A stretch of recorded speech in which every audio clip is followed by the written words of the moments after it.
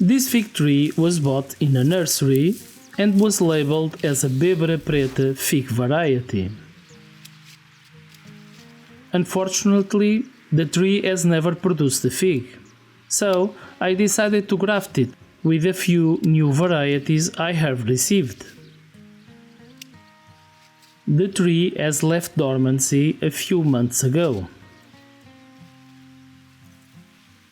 Since I will be grafting dormant scions, I will have to cut all the branches except for the ones I want to graft.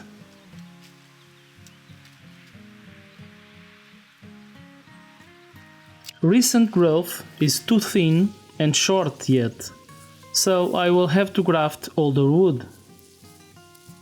Since I am grafting a fig tree, I won't leave a nurse branch, as I would normally do with other trees, because fig trees tend to direct all sap to that branch and all the other ones will dry out. This is the only recent branch that has a good length and diameter, so I will leave it.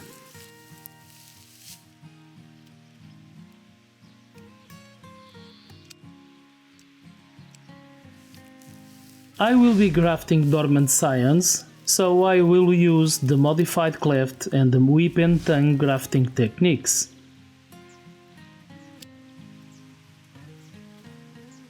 I could use budding techniques, but dormant buds tend to stay dormant until the following season, and I want these grafts to start growing now. The choice between these two techniques will be determined by the scion and branch diameter, since I prefer to use the whip and tongue only when I have same diameter wood. This scion is larger than the rootstock branch, so I will use the modified cleft graft. By skewing the scion a little bit, the cambium layers will touch at some point.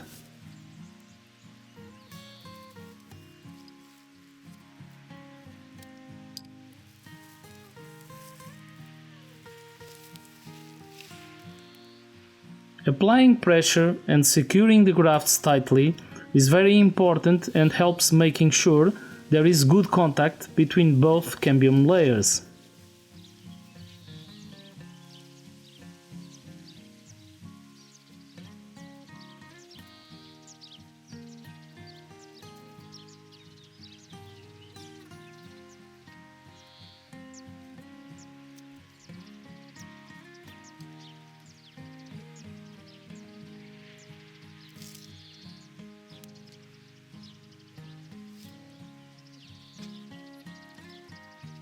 The use of parafilm helps to keep the moisture in the graft area until the tissues fuse and the sap starts flowing.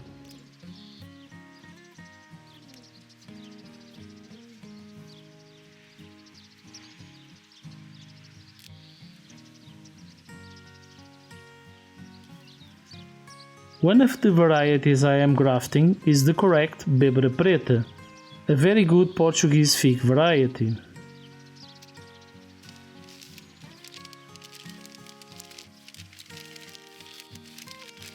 A second layer of protection will be needed since the summer is approaching.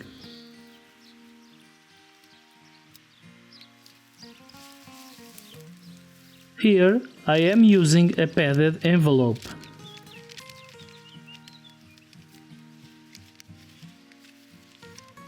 The paper on the outside will prevent sunburn and the plastic inside will keep the moisture in. When using this kind of protection, the use of parafilm is not essential.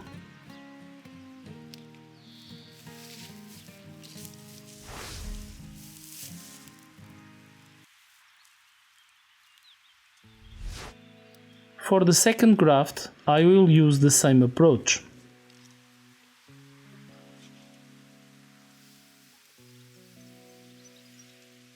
Due to the pandemic, the scions I am using were stored in the fridge for a period of 4 months.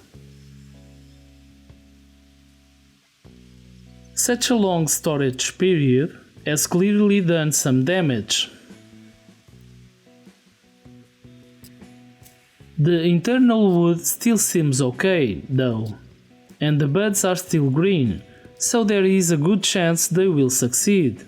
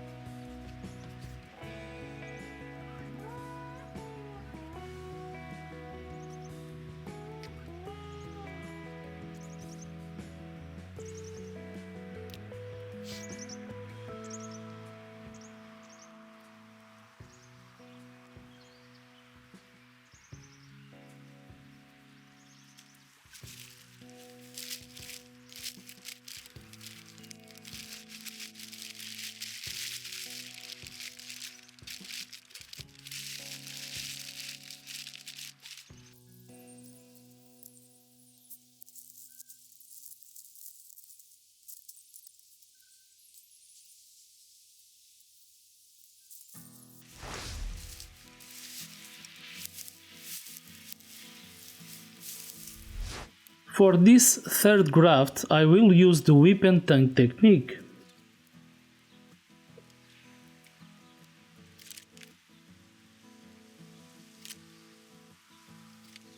The scion and the rootstock are roughly the same diameter, and this grafting technique rarely fails.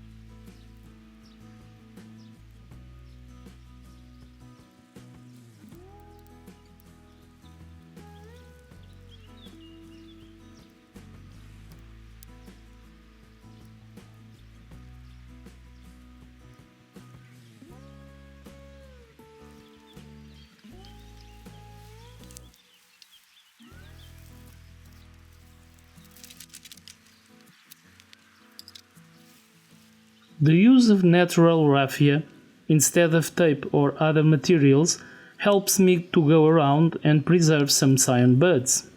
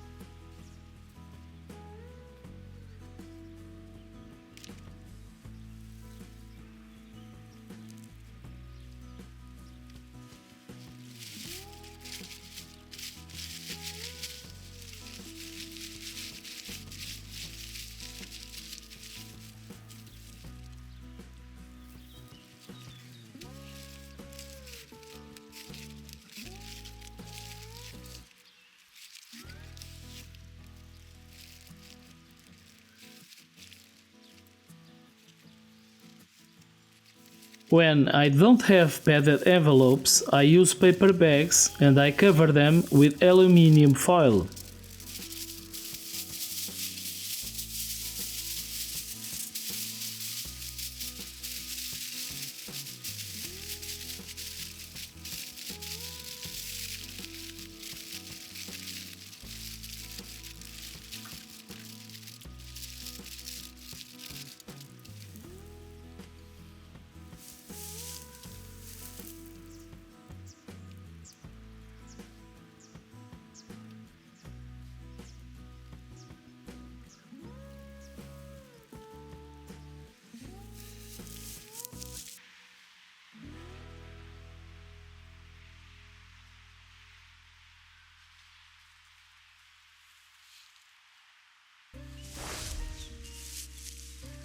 A second rootstock was grafted earlier, and I left a side branch to graft later.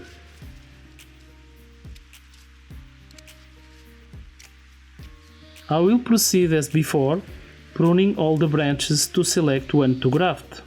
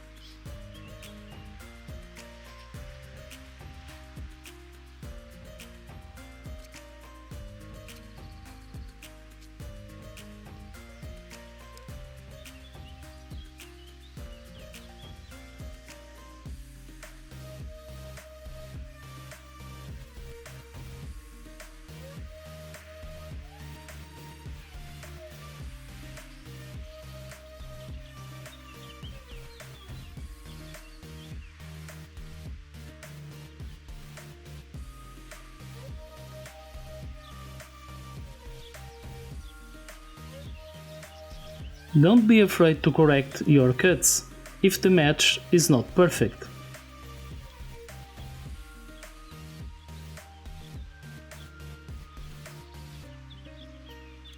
If you need more information regarding the grafting techniques used, be sure to check the channel, as I have detailed videos specific to each grafting technique.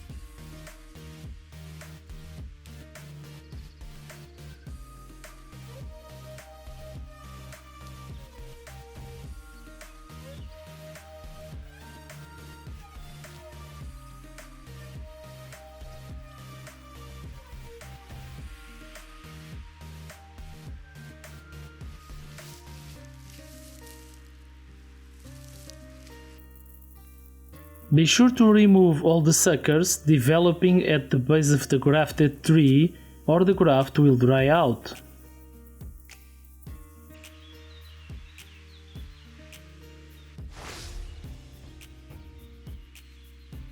The branch on the right was grafted before, using the modified cleft grafting technique.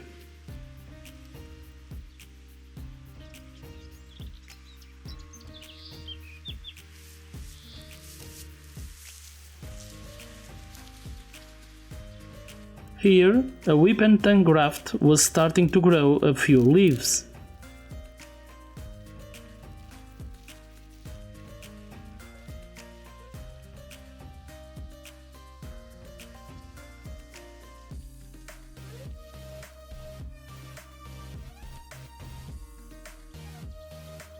The same graft a couple of months later.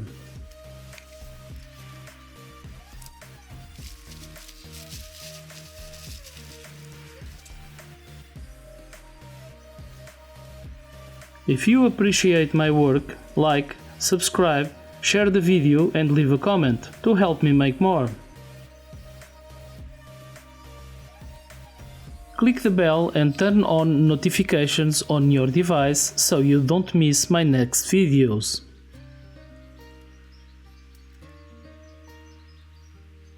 Thanks for watching.